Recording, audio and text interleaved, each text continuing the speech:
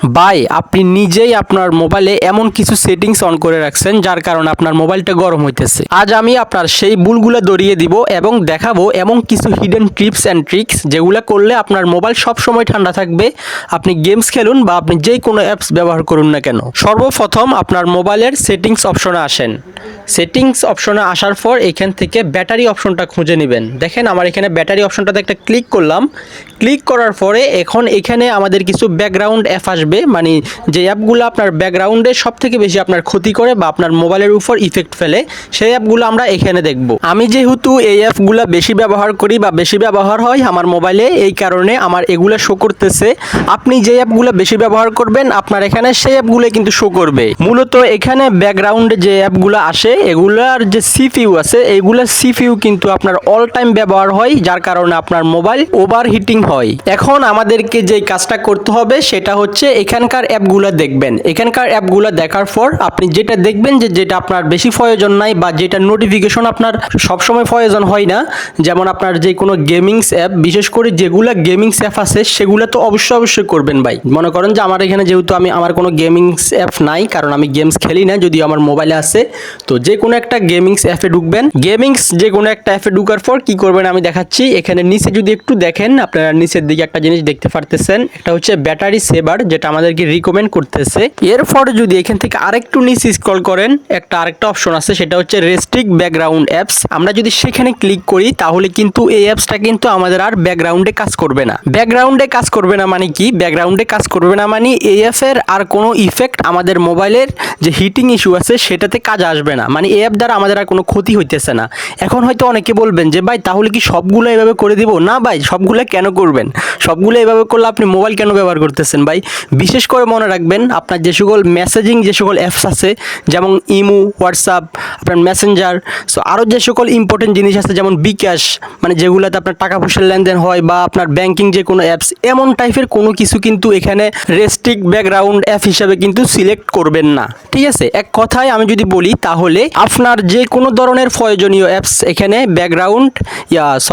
Restrict background app হিসাবে ব্যবহার করবেন না।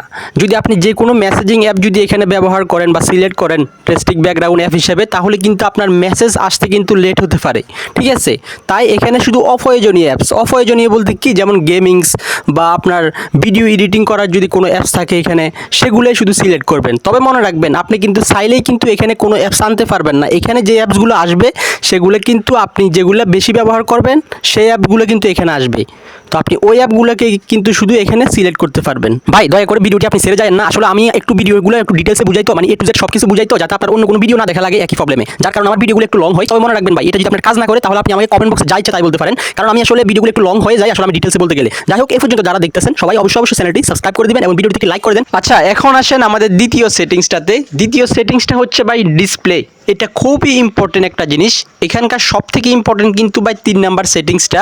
সো তবুও এটাও কিন্তু অনেক বেশি ইম্পর্টেন্স। এখানে যে আপনারা কমন ভুলটা করেন, মানে যে জিনিসটা আমি আপনাদেরকে ভিডিও শুরুতে বলছিলাম যে আপনাদের কিছু ভুল সেটিংসের কারণে বা ভুল কিছু সেটিংস অন করা থাকার কারণেই কিন্তু আপনাদের মোবাইল গরম হয়। তার মধ্যে একদম প্রথম যে কাজটা সেটা হচ্ছে ডিসপ্লে ব্রাইটনেস। আপনি যতই আলোর মধ্যে থাকেন না কেন আপনার মোবাইলের ব্রাইটনেস সর্বোচ্চ 70 থেকে 80% পর্যন্ত রাখবেন, এর উপরে কখনো রাখবেন না। আমরা অনেকে তো ভাই সবসময় 100%-এ রাখি দিই, এটা সব থেকে বড় ভুল ভাই। আপনার মোবাইল গরম হওয়ার সব থেকে একটা বড় ভুল হচ্ছে এটা, যেটা আমরা নিজেরাই করি। এরপরে সেটিংসটা কিন্তু মোস্ট ইম্পর্টেন্ট সেটিং এই ভিডিওর, সেটা হচ্ছে রিফ্রেশ রেট। এটা সম্পর্কে অনেকে জানেই না, কিন্তু আপনার মোবাইল গরম হওয়ার সব থেকে বড় কারণের মধ্যে এটা হচ্ছে একটা। রিফ্রেশ রেট এই অপশনটা যদি আপনার ডিসপ্লে সেটিংসে না থাকে তাহলে আপনি আপনার সার্চ বারে যাবেন, মানে আপনার সেটিংসের সার্চ বারে গিয়ে এখানে লিখে সার্চ করবেন যে রিফ্রেশ রেট, তারপরে শো রিফ্রেশ রেটে একটা ক্লিক করবেন। শো রিফ্রেশ রেটে ক্লিক করার পর এই অপশনটাতে যদি একটা ক্লিক করেন তাহলে আপনার রিফ্রেশ রেট কত সেটা কিন্তু দেখতে পারবেন। তবে একটা মজার বিষয় কি জানেন, আমার রিফ্রেশ রেটটা কিন্তু আমি এখন দেখতেছি এই কর্নারে, কিন্তু আপনারা দেখতেছেন না। মানে কি একটা অবাক করা বিষয়, মানে এই রিফ্রেশ রেটটাকে আপনি স্ক্রিনশটও মারতে পারবেন না, স্ক্রিন রেকর্ডও করতে পারবেন না।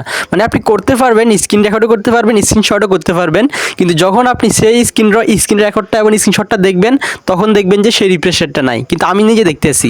যাই হোক, সেটা এটা আলাদা হিসাব। বিশেষ না হলে আপনি এখনই আপনার সেটিংস থেকে আমি যেভাবে দেখাইছি সেভাবে করে একবার ট্রাই করে দেখেন। যাই হোক, এখন আমরা বলি যে রিফ্রেশ রেটের কাজটা কি।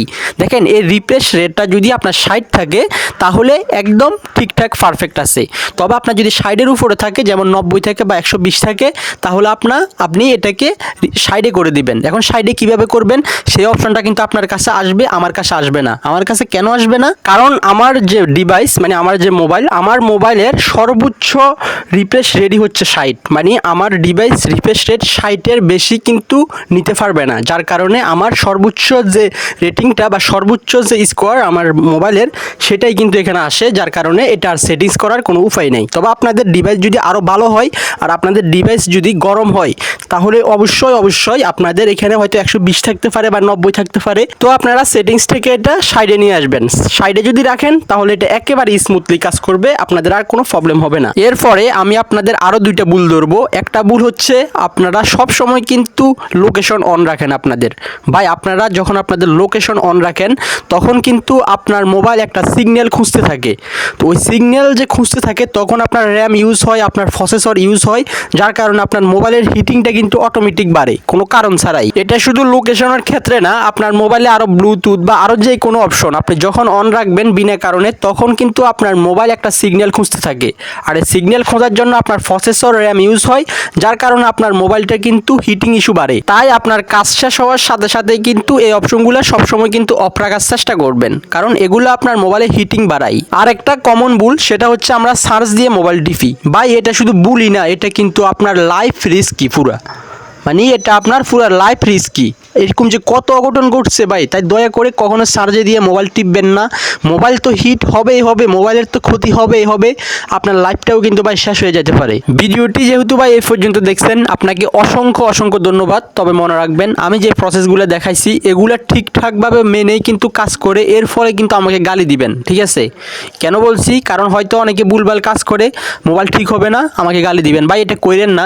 আপনি আগে আমার প্রসেসগুলো ব্যবহার করেন, সঠিকভাবে অ্যাপ্লাই করেন, তারপরও যদি না হয় আপনি আমাকে গালি দেন বা আপনি আমাকে প্রশ্ন করেন। হ্যাঁ ভাই, মোবাইল হ্যাংয়ের সাথে কিন্তু মোবাইল গরমের একটা সম্পর্ক আছে, এটা অনেকেই জানেন। তো আপনার যদি মোবাইল হ্যাং করে বেশি, তাহলে কিন্তু এর আগের ভিডিওটা দেখতে পারেন, ডিসক্রিপশনে অবশ্যই লিঙ্ক দেওয়া থাকবে, আগে সেটা দেখে আসেন, তারপরে সঠিকভাবে এই ভিডিওতে যা দেখাইছি সেগুলো অ্যাপ্লাই করেন। ধন্যবাদ শেষ পর্যন্ত দেখার জন্য।